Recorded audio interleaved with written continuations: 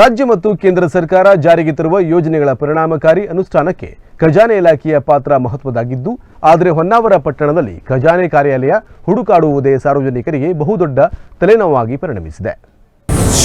ಹೊನ್ನಾವರದಲ್ಲಿ ಅನಾಥವಾಗಿದೆ ಸರ್ಕಾರದ ಖಜಾನೆ ಕಾರ್ಯಾಲಯ.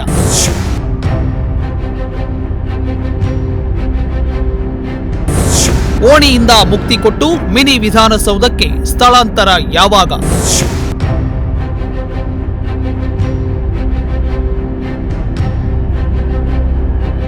ಹೊನ್ನಾವರ ಪಟ್ಟಣದಲ್ಲಿ ಎಲ್ಲವೂ ಅವ್ಯವಸ್ಥೆಯ ಆಗರ ಅನ್ನೋದಕ್ಕೆ ಇದು ಕೂಡ ಮತ್ತೊಂದು ಸಾಕ್ಷಿಯಾಗಿದೆ. ಸರ್ಕಾರದ ಖಜಾನೆಯೇ ಹೊನ್ನಾವರದಲ್ಲಿ ಅನಾಥವಾಗಿದೆ. ಯಾಕಂದ್ರೆ ಮಿನಿ ವಿಧಾನಸೌಧಕ್ಕೆ ಬರುವ ಸಾರ್ವಜನಿಕರು ಖಜಾನೆ ಕಾರ್ಯಾಲಯ ಹುಡುಕಾಟದಲ್ಲೇ ಸುಸ್ತಾಗಿ ಹೋಗ್ತಿದ್ದಾರೆ.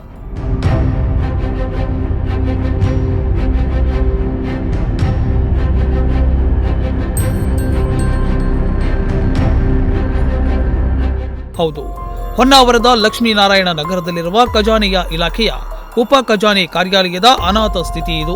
ಅಷ್ಟಕ್ಕೂ ಈ ಖಜಾನೆ ಕಾರ್ಯಾಲಯಕ್ಕೆ ಈ ಸ್ಥಿತಿ ಬಂದಿದ್ದೇಕೆ ಅನ್ನೋದನ್ನ ಡೀಟೇಲ್ ಆಗಿ ತೋರಿಸ್ತೀವಿ ನೋಡಿ. ಈ ಹಿಂದೆ ತಾಲೂಕು ದಂಡಾಧಿಕಾರಿಗಳ ಕಚೇರಿಯ ಹಳೆ ಕಟ್ಟಡದಲ್ಲಿ ತಹಶೀಲ್ದಾರ್ ಕಾರ್ಯಾಲಯ, ಪೊಲೀಸ್ ಠಾಣೆ, ಸಬ್ ರಿಜಿಸ್ಟರ್ ಆಫೀಸ್, ಖಜಾನೆ ಆಫೀಸ್ ಎಲ್ಲವೂ ಇದ್ದವು. ಇನ್ನಷ್ಟು ಕಚೇರಿಗಳು ಬಾಡಿಗೆ ಕಟ್ಟಡದಲ್ಲಿದ್ದವು. ಎಲ್ಲ ಸರ್ಕಾರಿ ಕಚೇರಿಗಳನ್ನ ಒಂದೇ ಕಟ್ಟಡದಲ್ಲಿ ತಂದ್ರೆ ಸಾರ್ವಜನಿಕರಿಗೆ ಅನುಕೂಲವಾಗುತ್ತದೆ ಎಂಬ ದೃಷ್ಟಿಯಿಂದ ತಾಲೂಕಾ ಮಟ್ಟದಲ್ಲಿ ಮಿನಿ ವಿಧಾನಸೌಧಗಳನ್ನು ನಿರ್ಮಿಸಲಾಯಿತು. ಅದರಂತೆ 6 ಕೋಟಿ ರೂಪಾಯಿ ವೆಚ್ಚದಲ್ಲಿ ಹೊನ್ನಾವರದಲ್ಲೂ ಕೂಡ ಮಿನಿ ವಿಧಾನಸೌಧ ಕಟ್ಟಡವನ್ನ ನಿರ್ಮಿಸಲಾಯಿತು.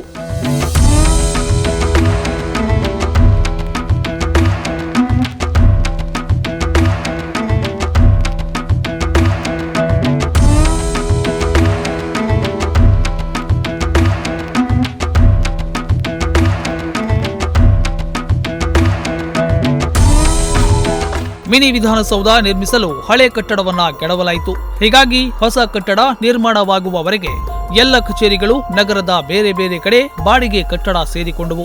ದುರಂತ ಅಂದ್ರೆ 6 ಕೋಟಿ ರೂಪಾಯಿ ವೆಚ್ಚದಲ್ಲಿ ನಿರ್ಮಾಣವಾದ ಮಿನಿ ವಿಧಾನಸೌಧ ಮೊದಲ ಮಳೆಗೆ ಸೋರತೊಡಗಿತು. 1 ವರ್ಷದ ನಂತರ ತಗಡಿನ ಮೇಲ್ಛಾವಣಿಯನ್ನ ಹಾಕಲಾಗಿತ್ತು. ಆದ್ರೀಗ ಮಿನಿ ವಿಧಾನಸೌಧದಲ್ಲಿ ಕೇವಲ ತಹಶೀಲ್ದಾರ್ ಕಚೇರಿ ಮಾತ್ರ ಇದೆ. ಒಟ್ಟು ಕಟ್ಟಡದ 25% ಖಾಲಿ ಇದ್ದರೂ ಇತರ ಇಲಾಖೆಗಳ ವರ್ಗಾವಣೆ ಇನ್ನೂ ಆಗಿಲ್ಲ. ಲಕ್ಷ್ಮೀನಾರಾಯಣ ನಗರದ ಓಣಿಯ ಒಂದು ಕಟ್ಟಡದ ನೆಲಮಾಳಿಗೆಯಲ್ಲಿ ಖಜಾನೆ ಕಚೇರಿ ಕೂತು 10 ವರ್ಷವಾಯಿತು. ತಾಲೂಕು ಆಫೀಸಿಗೆ ಬಂದವರಿಗೆ ಖಜಾನೆ ಆಫೀಸು ಹುಡುಕಿ ಓಡಾಡುವುದು ಕಷ್ಟಕರವಾಗುತ್ತಿದೆ.